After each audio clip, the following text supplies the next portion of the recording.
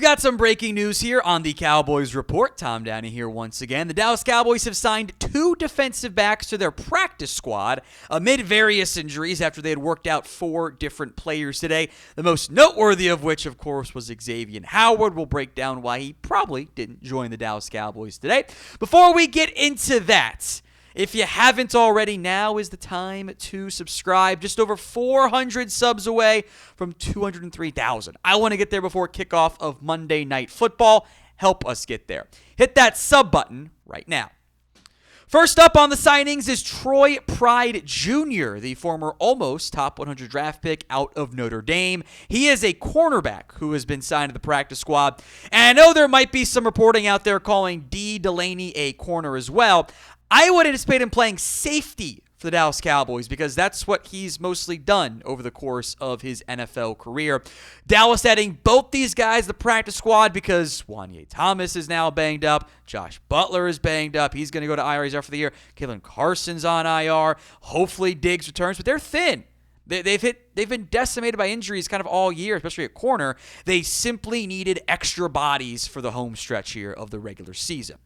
Now, there were 4 players who worked out today. Obviously, Troy Pride, Josh Delaney. Joshuah Bledsoe also worked out today for the Cowboys. And Xavien Howard, who the Cowboys are not signing at this time. We will come back more in depth near the end of today's show on the Howard stuff. I do want to spend more time on Troy Pride, Dee Delaney, because they're actually Cowboys right now. Plus, you have heard of Xavien Howard. You might not have heard of Troy Pride and Dee Delaney, which I wouldn't blame you. They've had a cup of coffee, more so Delaney in the NFL. Pride has got a better college pedigree, but I wouldn't blame anyone for having a life beyond me and not knowing who those guys are. So be honest with me. Have you heard of either player? 1 for yes, 0 for no, and I guess 2 if you've heard of both of them. It's the pinned comment on today's show, so if the ad comes here on YouTube, take advantage of it. Head down there and let me know. Now, Troy Pride was a top 100 pick back in 2020 out of the University of Notre Dame. He was taken by the Carolina Panthers. Played a little bit in his first season with Carolina. I thought there was some good stuff. He went close to where I had him graded. I had him above Reggie Robinson, fun fact, although I was far too low on, in particular, Jarius Sneed is look at my big board on that front there. But he had a really bad knee injury at the end of 2021. Didn't really play at all in 2022. Bounced around with the Saints and Raiders. Had a brief stint with another chance to play in a real game that matters. And then Texans had him for a good portion of this preseason and on the practice squad this year before doing some other roster shuffling.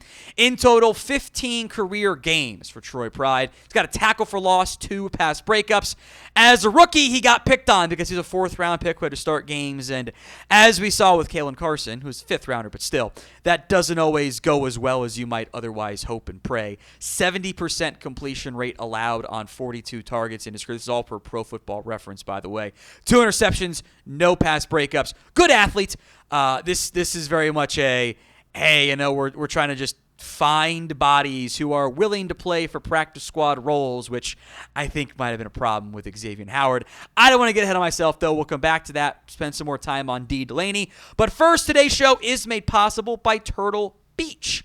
If you are looking for something for your Christmas wish list or holiday wish list, or you don't know what to get the man in your life or the gamer in your life, maybe it's your brother, maybe it's your brother-in-law, Turtle Beach is the way to go. Give them the best gaming experience on Christmas morning with the Turtle Beach Gen 3 Stealth 700 headset. It's the ultimate throwback to those holiday mornings you spent gaming all day long and ignoring the family you didn't really want to talk to. Anyway, there's no more tiny mics or muffled sound, crystal clear audio, immersive surround sound, and an 80-hour battery keeps the fun going long after the Christmas lights come down.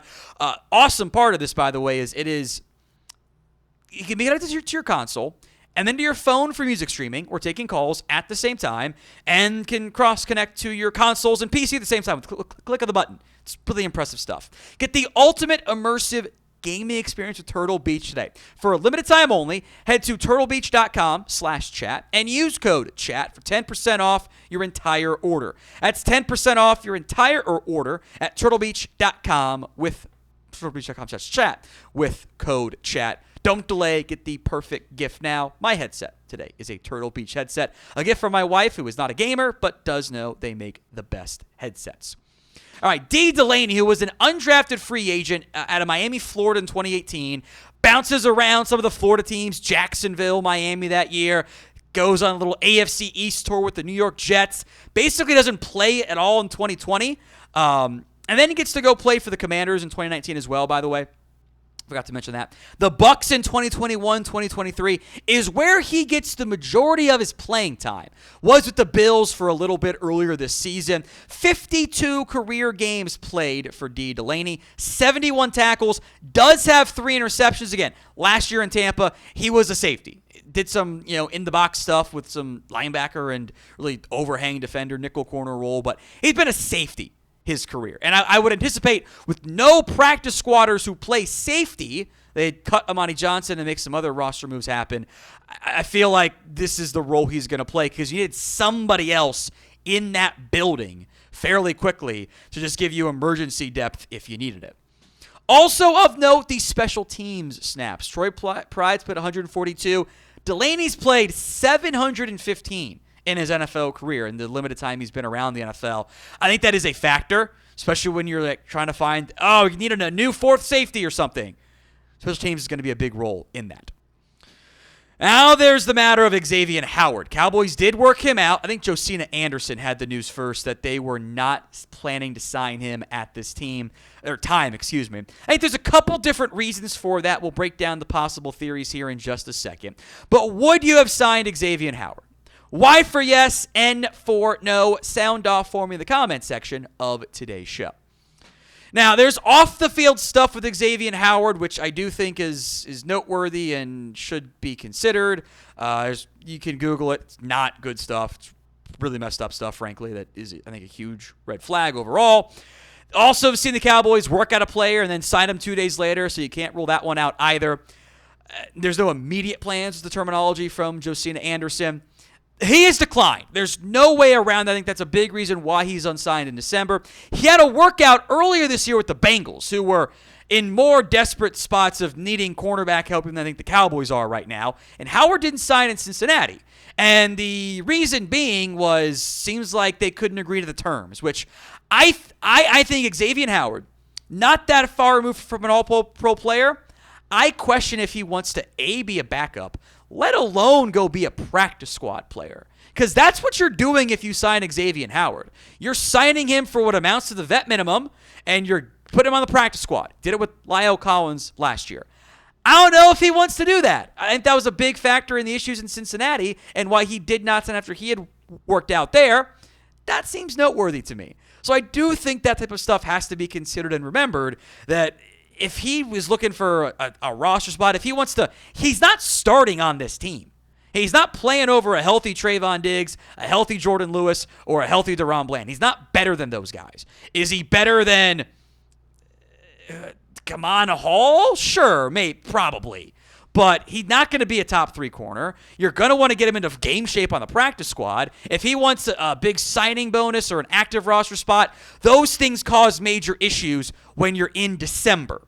And that is the reality Xavien Howard is facing. So I do think, it's mostly speculation, but it ties in the Bengals stuff.